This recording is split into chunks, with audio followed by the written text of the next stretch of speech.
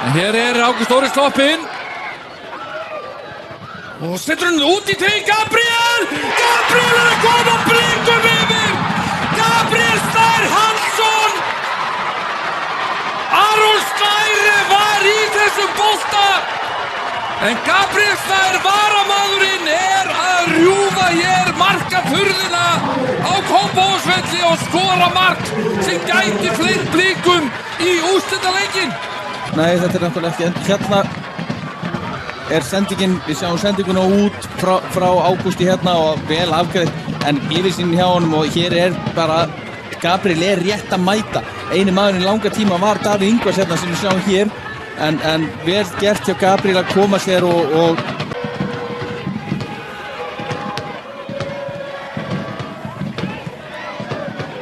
Davíð Ingvarsson, hann í dauðafæri hérna. Davíð að klára þetta. Blikar að slá út Íslandsmeistarana sem hafa ekki tapað fyrir íslensku liði síðan í fyrra einhvern tímann. Breiðablik að komast í úrslitaleikinn.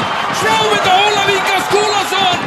Þetta hlýtur að gleðja hans þjálfara hjarta því að eins og hann hefur sett liðið upp hérna í þessu leik til algjörar eftirbreytni og það hefur gengið upp þegar það var 0 að Víkingana. Já, þetta er bara svipað og hann gerði í fyrsta leik í Íslandsmótinu í vor, og þá var svipað uppleik í leikinn og það sem að þetta var spilað. En sjáum markið aftur, hér Karikarinn að hreinsa og þetta léleg hreinsun og Blika vinna fyrsta boltan og það er svona einhver vonarbolti spilað bara fram og þar bara eru Víkingarnir hvergi nokkuð staðar, engin sérstakur áhuga að reyna að verjast þessu neinu krafti og svona búist við eins og Víkingarnir búist við að hlutinni leysist á sjálfum sér.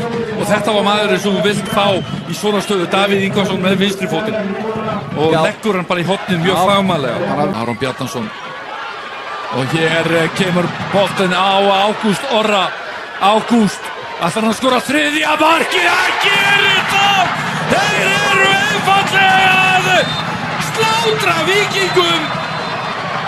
Ágúst Orri Þorsteinsson, hann kórónar frábæran leik sinn hérna.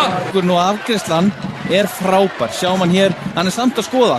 Á ég að gefa? Nei, ég ætla ekki að gefa hann og svo kemur hann, Aron kemur út á móti, það minnkar allt saman og hann tippar hann bara þægilega yfir hann í fjærhornið. Það held ég nú 3-0.